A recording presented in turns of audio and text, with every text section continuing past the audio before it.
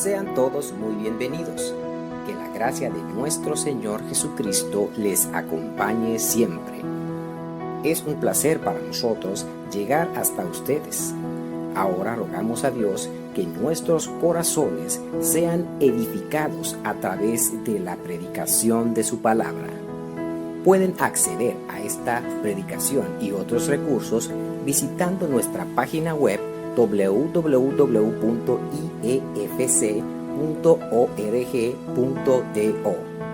Gracia y paz de parte de Dios, el Padre, y de Cristo Jesús, nuestro Salvador.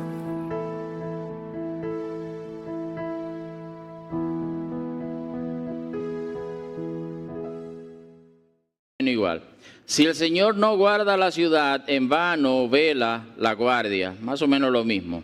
Ahora aquí ya varía un poquito y dice, es en vano, la Reina Valera dice, es por demás, que no nos dice mucho, ¿verdad? Es por demás. O sea, no nos deja tan claro el mensaje, pero la Reina de la Biblia de las Américas lo traduce como en vano, es en vano que os levantéis de madrugada, que os acostéis tarde. ¿Le suena eso a la vida de mucha gente? Es en vano que os levantéis de madrugada, que os acostéis tarde, que comáis el pan de afanosa labor. Afanosa labor. Y aquí es donde está la gran diferencia. Pues Él da, refiriéndose a Dios, pues Él da a su amado aún mientras duerme. ¿Ven el contraste? Por un lado, un grupo de personas que se afana intensamente por conseguir ciertas cosas, que se levanta de madrugada, que no descansa, que se acuesta tarde, que consigue las cosas con un doloroso esfuerzo, mientras que aquel a quien Dios ama, entiéndase, aquel que tiene verdaderamente a Cristo, Dios le da aún mientras está dormido. Y para no confiarme demasiado de la Biblia de las Américas, quise buscar un par de traducciones más que se consideran muy buenas. Hay una que algunos conocerán, yo sé que José Alberto la conoce, que se llama la Biblia de Nácar Colunga, porque son los apellidos de los dos, creo que sacerdotes que la tradujeron. Es una Biblia católica, pero considerada muy fiel a los originales. Hay Biblias católicas que son muy, pero muy buenas. Y hay Biblias evangélicas que son muy, muy malas. Eso hay que tenerlo claro, ¿eh? Dice la Biblia Nácar Colunga, así lo traduce, dice, si Yahvé no edifica la casa, en vano trabajan los que la construyen. Si no guarda Yahvé la ciudad, en vano vigilan los centinelas. Hasta aquí un par de palabras diferentes, pero el mismo significado. Vano, mira, la Nácar Colunga también lo traduce como vano. Vano os será madrugar, acostaros tarde, y que comáis el pan del dolor, pues lo da, o sea, Dios, pues lo da a sus amados, aunque duerman.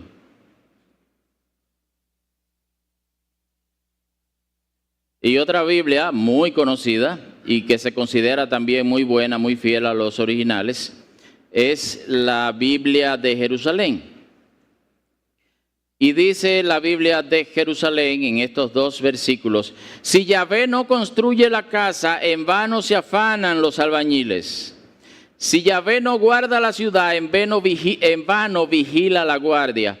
En vano os levantáis temprano y después retrasáis el descanso, los que coméis pan con fatiga. Y dice entre signos de admiración, si se lo da a su amado mientras duerme.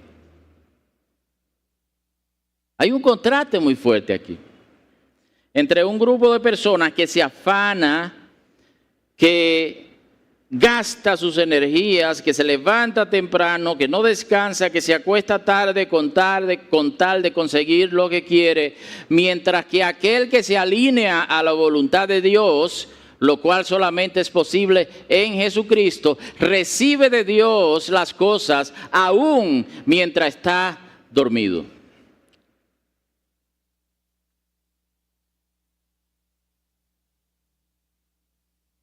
Esto de levantarse temprano, trabajar duro, irse tarde a la cama, descansar poco, comer rápido en medio del afán, describe la vida de mucha gente. Gente que está dispuesta a pagar ese precio por conseguir lo que quiere. Pero, hermanos míos, esto es un precio muy alto y que tarde o temprano la vida nos lo cobra.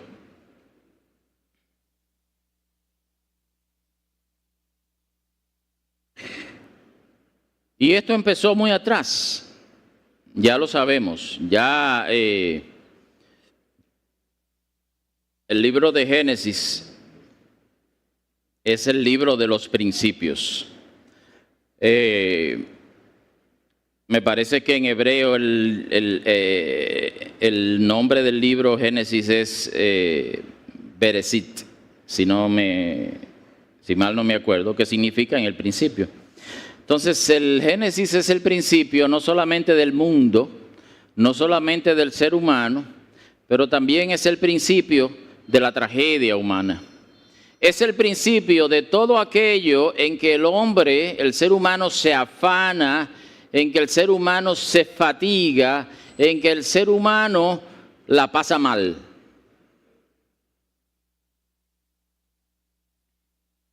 Las cosas se le complicaron en gran manera a la humanidad cuando se rebeló contra su Creador y decidió recorrer su propio camino y construir su propio mundo. Y las palabras de Dios no podían ser más claras y más duras. Génesis 3, 16 al 19. Esto ocurre después de la caída. Dios habla. A la mujer dijo: en gran manera multiplicaré tu dolor en el parto, con dolor darás a luz los hijos, y con todo tu deseo será para tu marido, y él tendrá dominio sobre ti. Entonces dijo a Adán: por cuanto has escuchado la voz de tu mujer y has comido del árbol del cual te ordené diciendo, no comerás de él, maldita será la tierra por tu causa, con trabajo comerás de ella todos los días de tu vida, espinos y abrojos te producirá y comerás de las plantas del campo, con el sudor de tu rostro comerás el pan hasta que vuelvas a la tierra, porque de ella fuiste tomado, pues polvo eres y al polvo volverás. Ahí comenzó el afán del ser humano.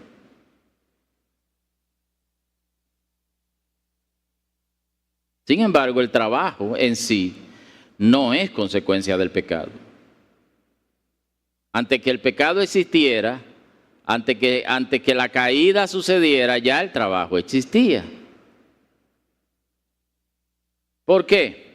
Bueno, vamos a darle un poquito para atrás en el Génesis.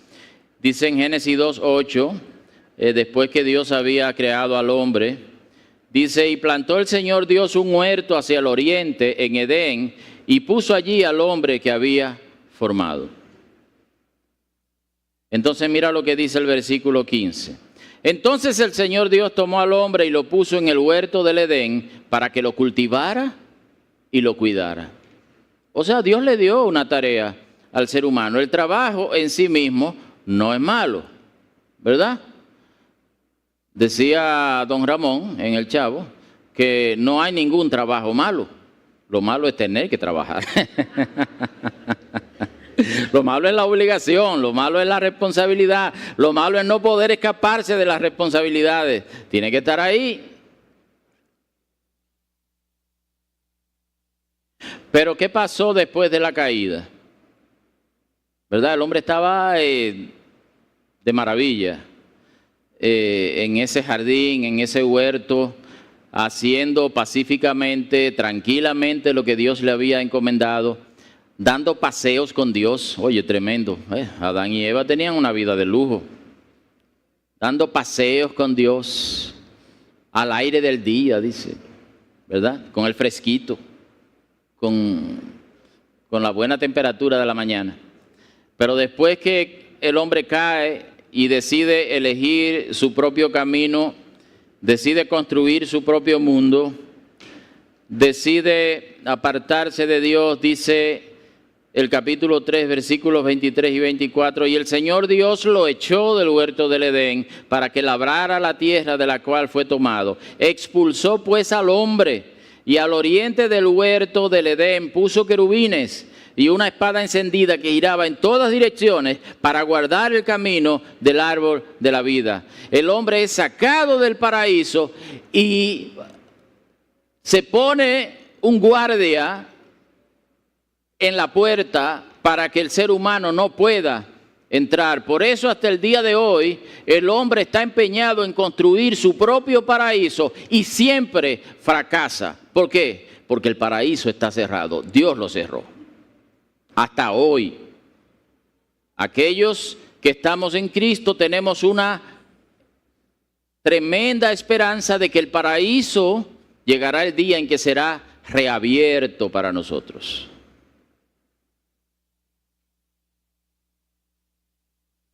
Pero desde entonces, desde ese momento, desde ese acontecimiento, el ser humano, a su manera y con diferentes métodos y estrategias, trata de construir su propio paraíso.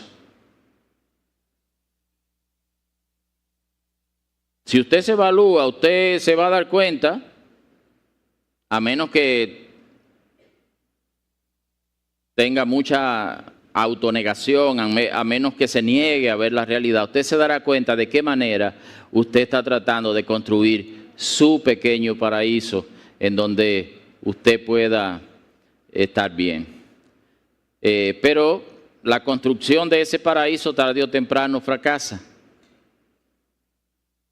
Y si no fracasa temprano en tu vida, por lo menos al final de tu vida te darás cuenta de que has fracasado en el paraíso que intentaste construir. Y la vida misma nos prueba esta verdad. La vida misma nos pone en evidencia esta verdad. Aunque la Biblia no lo dijera, es un hecho que podemos ver en nosotros y en los demás.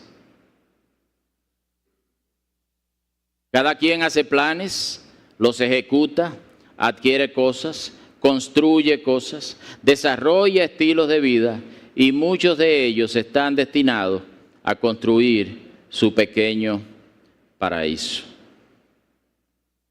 A los tantos años yo tengo que tener esto, a los tantos años tengo que estar casado, a los tantos años tengo que tener hijos, a los tantos años tengo que tener mi casa propia, a los tantos años tengo que tener un buen vehículo que no me dé problemas, a los tantos años necesito tener inversiones que me aseguren un futuro tranquilo, etcétera, etcétera, etcétera. Cada quien tiene su propia historia, tiene sus propios planes, que en sí mismos no son malos.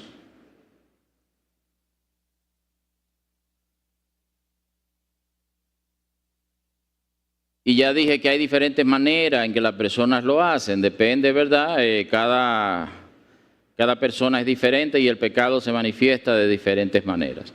Hay quien construye un imperio, y así hemos visto en la historia del ser humano cómo los imperios se levantan y caen. Se levanta otro y cae. Viene uno y sustituye el anterior. Para otro grupo, construir su paraíso no requiere de tanto.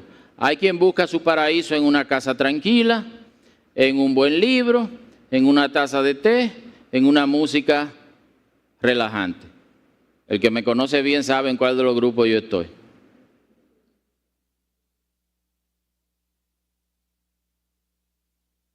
Sin embargo, eso no me hace más inocente que el que quiere construir un imperio. La conclusión que saco siempre de este hecho es la siguiente: la voluntad particular de Dios para cada uno de nosotros depende de cuál sea nuestro pecado predominante. A muchos cristianos Dios le dice: frena, detente, considera, evalúa, arrepiéntete. Y a otros nos dice, como a mí: levántate, muévete, actúa, ama, date por los demás, invierte tu tiempo, deja de estar tan centrado en ti mismo. Así varía con cada persona dependiendo de cuál sea su tendencia pecaminosa. Hay personas, por ejemplo, que tienen 2 y 3 trabajos allí en el país a donde han emigrado, con tal de conseguir lo que ellos piensan que hará que la vida valga la pena vivirse. Van a otro país a construir su paraíso porque fracasaron en el país donde nacieron.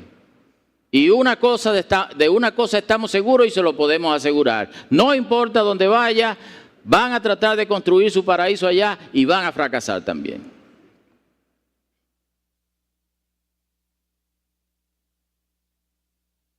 Y no toco temas más delicados porque sé que voy a herir la sensibilidad de algunos y no quiero eso. Así que estamos hablando de los esfuerzos del ser humano después de la caída. El versículo 2 del Salmo 127 nos habla de un esfuerzo intenso y prolongado. Dice, madrugar, no descansar, acostarse tarde y conseguir con dolor, con fatiga, con cansancio lo que busca.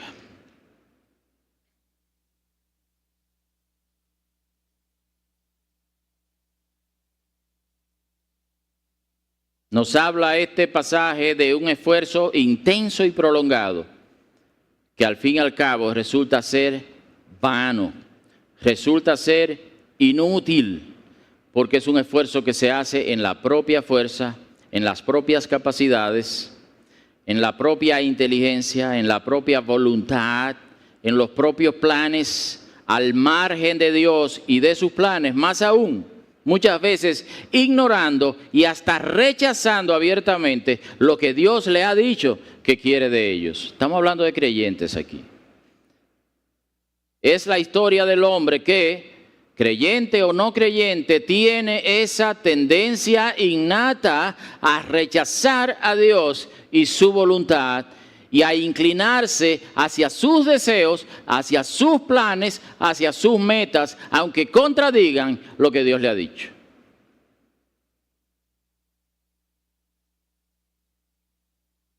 Y todo aquel que rechaza a Dios tiene que sustituirlo con algo, porque el ser humano no puede vivir en el vacío.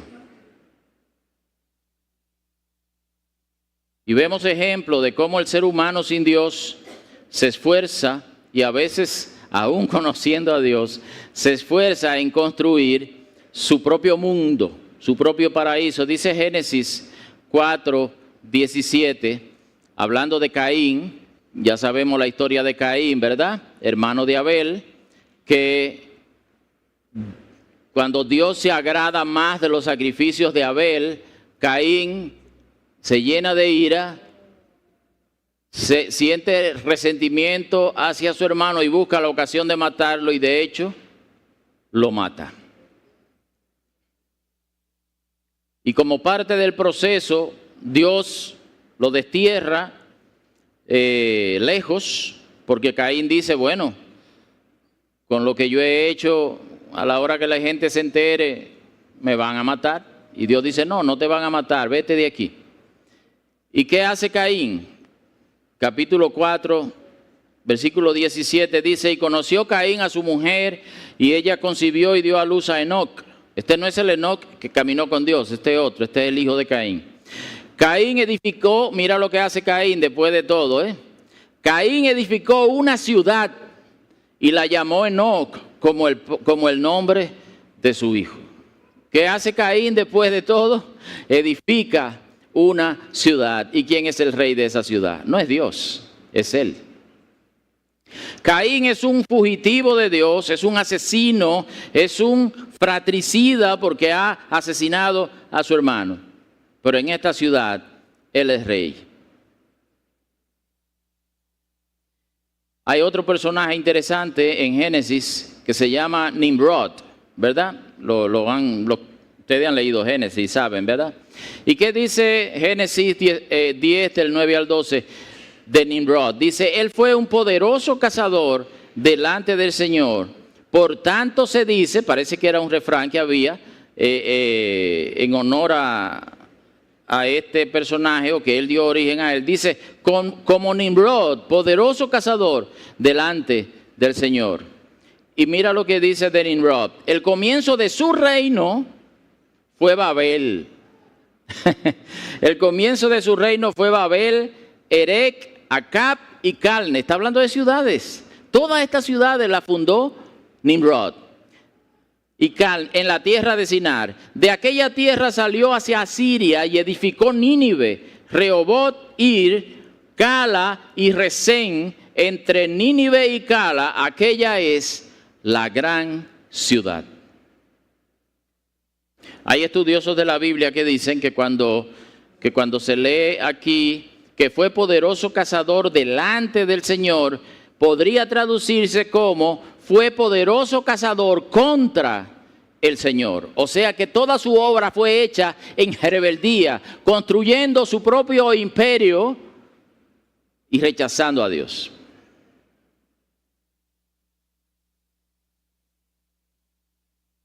La historia de Babel la conocen.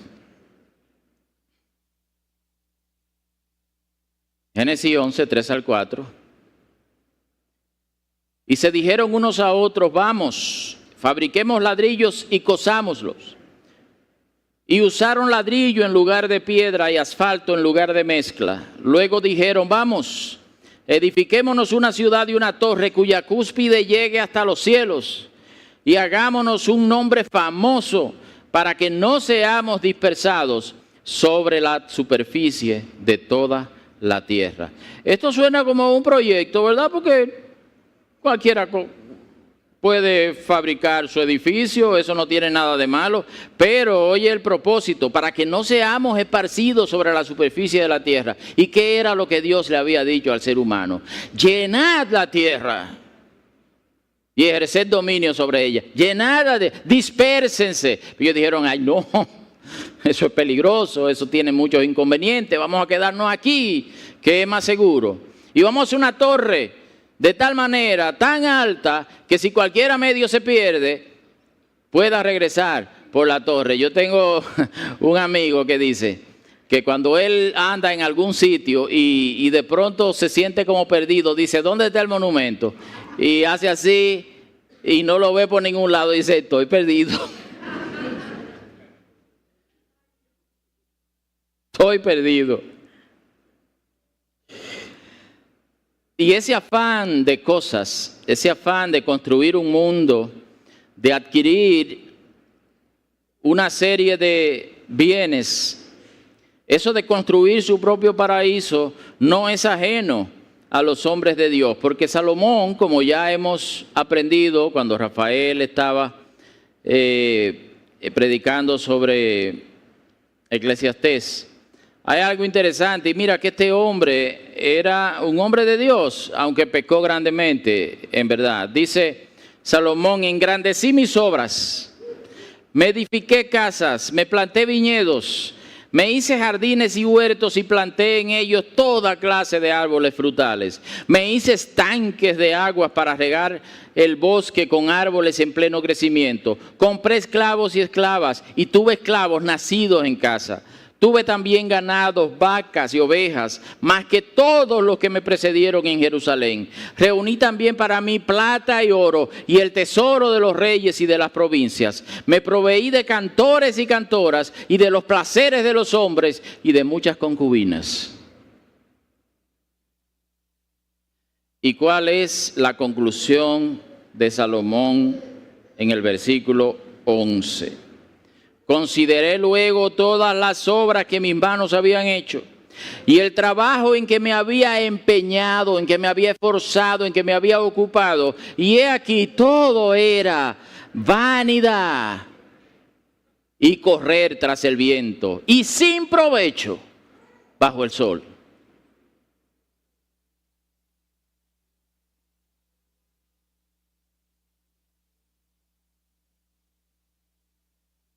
Ahora, no quiero que me malentiendan.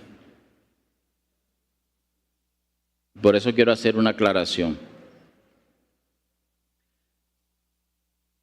De ninguna manera estoy diciendo que Dios está a favor de la pereza, que está a favor de la inactividad, que está a favor de que nos sentemos en nuestra casa y nos olvidemos del mundo. Por el contrario, ya hemos visto que el trabajo, que el ocuparse en algo es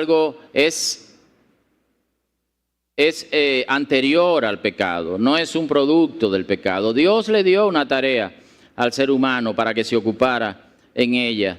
Y está bien que cada uno de nosotros busque la dirección de Dios para ver hacia dónde, hacia qué Dios le está guiando para ocupar su vida, de tal manera que al final no tenga que decir he desperdiciado mi vida. Dios está a favor del esfuerzo humano. Más de una vez en la Escritura se nos exhorta a esforzarnos y a trabajar, a ocuparnos en la obra que Dios nos ha dado. Sin embargo, con frecuencia, y aquí es el punto, quizá lo que yo más quiero enfatizar, frecuentemente diferimos con Dios en cuanto al propósito de ese esfuerzo y de ese trabajo. Mira, un versículo muy revelador, y que nos sirve de ejemplo. Está en Efesios 4:28. De cómo puede diferir nuestro esfuerzo, nuestro trabajo, puede diferir de para qué nosotros lo usamos y para qué Dios quiere que lo usemos. Efesios 4:28. El que roba, no robe más. Hermano, está hablando a creyentes. Está hablando a personas que se han convertido. Está hablando a una iglesia. Yo no sé si hay iglesias, si hay pastores que tratan de darle la vuelta al versículo para decir, no, aquí está hablando de que todavía no se ha convertido. No, aquí está hablando a cristianos. El que roba, no robe más. Sino más bien que trabaje, haciendo con sus manos lo que es bueno, para que viva más cómodo, para que tenga más cosas. ¿No es así que dice? Para que construya su mundo, para que edifique su paraíso. Es para eso que trabajamos, ¿verdad? A fin de que tenga que compartir con el que tiene necesidad. Mira cuánto difiere el enfoque de Dios en la mayoría de los casos. Me atrevo a decir en la mayoría de los casos. ¿Cuánto difiere el enfoque de Dios en cuanto a nuestro esfuerzo y nuestro trabajo del enfoque nuestro?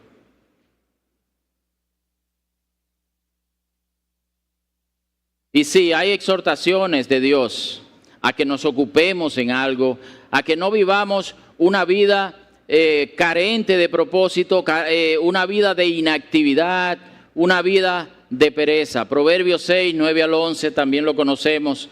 ¿Hasta cuándo, perezoso, estarás acostado? ¿Cuándo te levantarás de tu sueño? Un poco de dormir, un poco de dormitar, un poco de cruzar las manos para descansar, y vendrá tu pobreza como vagabundo y tu necesidad como un hombre armado. No estamos llamados a la inactividad, no estamos llamados a la pereza, no estamos llamados a vivir una vida desentendida de la realidad y desentendida de las cosas que nos rodean y de las necesidades nuestras y de los que están a nuestro alrededor. Estamos llamados a una vida de compromiso con esas cosas. En el Señor. En el Señor. En una ocasión estaban los fariseos hablando con Jesús, acusándolo porque él había hecho una buena obra en sábado, y estos religiosos eran tan radicales que le habían dado más importancia al sábado que a la gente. De tal modo que en una ocasión Jesús tuvo que decirle el sábado se hizo para las personas, pero no las personas para el sábado, ¿verdad? Y cuando lo criticaban, cuando lo acusaban de haber hecho un bien a alguien en sábado, Jesús le responde algo muy interesante. Juan 5:17, hasta ahora mi Padre trabaja y yo también trabajo. Así que está claro en la Biblia que no es la voluntad de Dios una vida de inactividad, una vida carente de propósito, una vida de despreocupación, de no enfocarnos en algo. Y ya leímos en Génesis 2:15, eso fue antes de la caída, dice entonces el Señor Dios tomó al hombre y lo puso en el huerto del Edén para que lo cultivara y lo cuidara. Eso fue antes del pecado. El esfuerzo humano, el trabajo es en sí mismo algo bueno e instituido por el Señor. Es algo, en algo hay que ocuparse y sea lo que sea, hacerlo para su gloria y hacerlo alineados con el Evangelio de Jesucristo. Y ahí es donde está el gran problema nuestro. De hecho, tanto es así, el hecho de que hay que ocuparse en algo, tanto es así, que el ejercicio de nuestra fe no puede darse en el vacío. No, porque yo puedo encerrarme en mi casa, leer la Biblia y orar, y así yo soy cristiano. Ese no es el cristianismo que presentan las Escrituras. Ese se lo inventa la gente, con tal de hacer lo que quieren hacer. Nuestra fe no se da en el vacío, nuestra fe siempre se da en un contexto, sea en el contexto de la familia, del trabajo, de la escuela, de la universidad, de nuestro vecindario, de la iglesia. La lista la podemos alargar. Ustedes mismos pueden seguir añadiendo ambientes a esa lista. Todos estamos llamados a ocuparnos de diferentes cosas, a esforzarnos en diferentes áreas de la vida.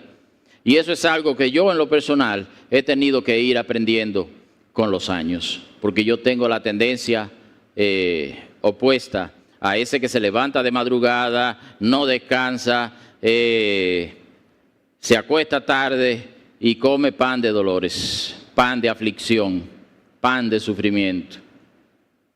La gran diferencia entre un esfuerzo hecho por nosotros, con nuestros planes y nuestra voluntad, y otro hecho en Dios, la gran diferencia está en la motivación y el propósito de ese esfuerzo. Y ahí cada uno de nosotros necesita evaluarse, necesita verse con sinceridad y posiblemente ir en arrepentimiento al Señor y decirle, Señor, mira cómo he estado haciendo las cosas. Mira para qué me he estado esforzando.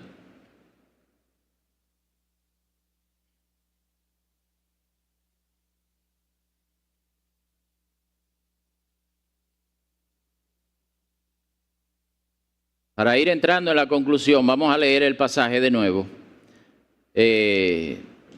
específicamente el versículo 2. Es en vano, es inútil, no tiene sentido, no tiene propósito, no tiene provecho, que os levantéis de madrugada, que os acostéis tarde, que comáis el pan de afanosa labor, pues Él da a su amado, a su Hijo, aún mientras duerme. Si nuestro esfuerzo y trabajo están hechos al margen de Dios, solo sobre la base de lo que consideremos importante para construir nuestra vida, pero no alineados con la voluntad y los propósitos de Dios para nosotros, esos esfuerzos tarde o temprano van a resultar inútiles, sin provecho. Si por el contrario están hechos, están edificados sobre los planes de Dios, sobre su voluntad, aún estando dormidos, Dios prospera nuestros planes. Dios nos lo concede. Recordemos que todo es suyo y Él se complace en darlo ¿a quiénes? A quienes Él ama y lo aman a Él, a sus hijos, a aquellos que están en Cristo.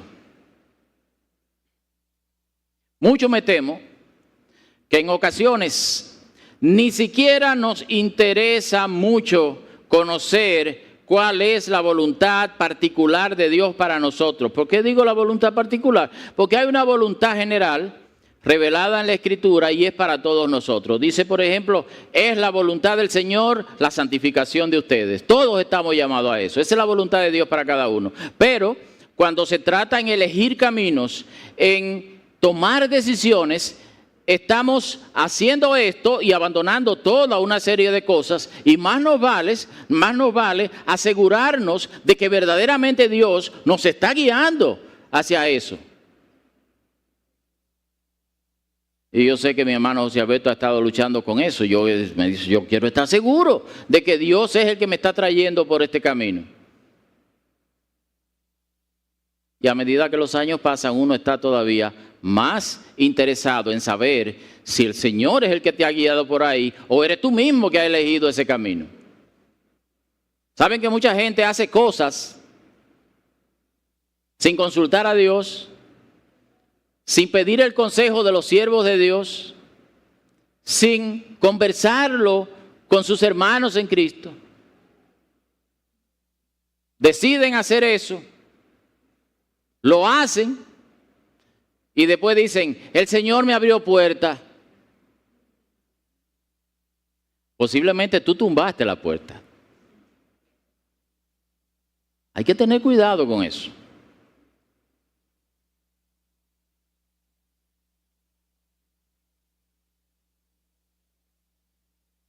Y siempre me acuerdo, ya yo sé que lo he dicho incluso recientemente, que uno como líder, sea malo, sea bueno, sea mediocre, sea regular, sea lo que sea, se topa con situaciones que uno se queda entristecido más que nada, porque lo que producen es tristeza. Uno ha tenido la oportunidad de aconsejar personas y decirle, mira, lo que tú estás a punto de hacer contradice abiertamente lo que Dios dice en su palabra. Y uno ha tenido que escuchar cosas como, sí, yo sé, pero que ya yo tomé la decisión.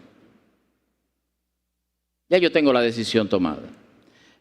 Y uno ha tenido la ocasión de aconsejar, porque uno está viendo algo claro.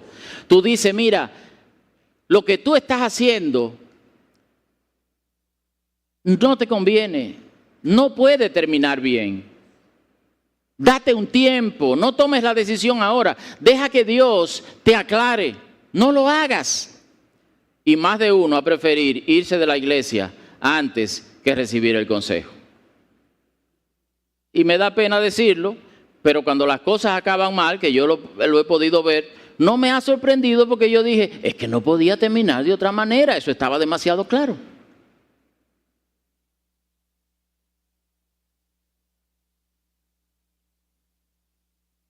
Comencé a decir que en muchas ocasiones puede que ni siquiera nos interese mucho conocer cuál es la voluntad particular para nosotros, porque tenemos la sospecha, casi la seguridad, de que sus planes, los planes de Dios, no van a coincidir con los planes que ya yo tengo hechos. Y yo quiero hacer esos planes. Así que mejor no pregunto demasiado. Que se enteren cuando ya yo lo haya hecho.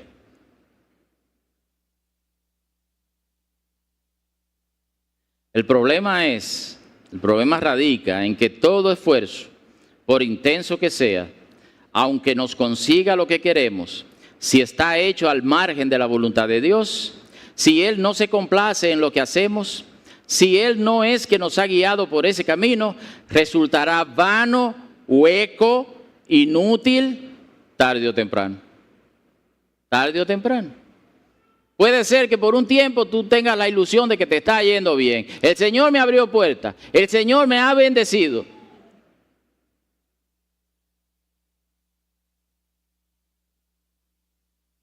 Pero el tiempo y la muerte se encargan de mostrar la verdad que hay debajo de cada cosa. Dice el Señor, no hay nada oculto que no haya de ser revelado.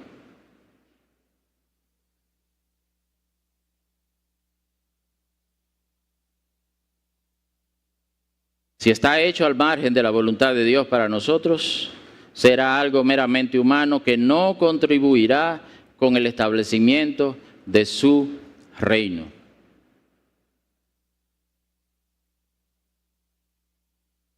Dios nos da la elección de trabajar en la construcción de nuestro propio reino o de alinearnos con el establecimiento de su reino, y la decisión es nuestra. ¿Qué vamos a hacer? ¿Qué vamos a elegir? Es una pregunta que tenemos que hacernos cada día.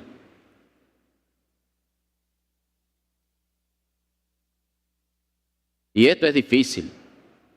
Renunciar a planes personales porque se oponen a la voluntad de Dios es difícil, porque significa morir. Significa morir. Y morir es doloroso. El resultado es bueno al final. Nos gustaría el resultado sin tener que pasar por el proceso, pero hay que pasar por el proceso de muerte para ver el resultado que Dios tiene para nosotros. De hecho, esto es una obra sobrehumana. Nosotros no podemos por nosotros mismos hacerla. Es una obra que solamente el Espíritu Santo, el Espíritu de Dios puede hacer en nosotros si se lo permitimos. Podemos construir de dos maneras. Podemos construir sobre nuestros fundamentos o sobre el fundamento eterno que es Jesucristo. Esas son las dos opciones que tenemos. No hay otra. Y yo les digo, ya para terminar, evalúa tus deseos y evalúa tus planes a la luz de la voluntad revelada de Dios. Evalúa tus esfuerzos, evalúa hacia dónde están yendo tus recursos, hacia dónde está yendo tu energía, hacia dónde está yendo tu trabajo. ¿Qué es lo que te hace levantar cada día? Y hermanos, se los digo de todo corazón, se lo estoy diciendo a ustedes, pero en primer lugar me lo estoy diciendo a mí.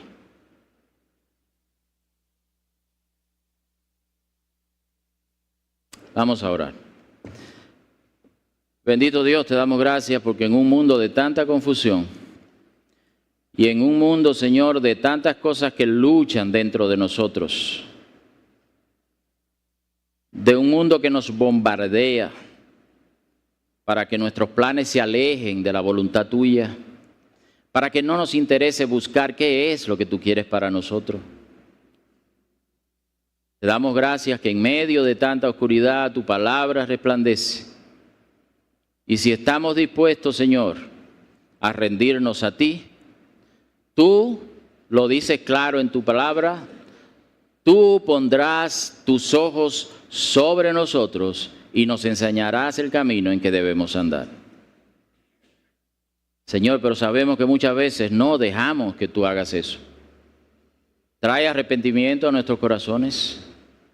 Trae un deseo genuino de conocer tu voluntad para hacerla. Señor, tú sabes que nuestra inclinación natural, que la inclinación de esa carne que está en nosotros es contraria a tu voluntad.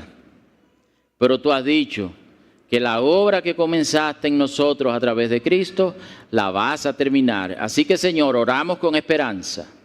Oramos no para desfallecer, sino deseando ver tu obra en nosotros. Todo esto, Señor, lo oramos en el nombre todopoderoso de tu Hijo Jesucristo. Amén. Gracias por acompañarnos. Esperamos que haya sido de edificación para sus vidas. Recuerda que este y otros recursos pueden ser accedidos a través de nuestra página web www.iefc.org.do. Que la paz y amor de Dios, el Padre, reine en nosotros, mientras aguardamos el glorioso regreso de nuestro Señor Jesucristo.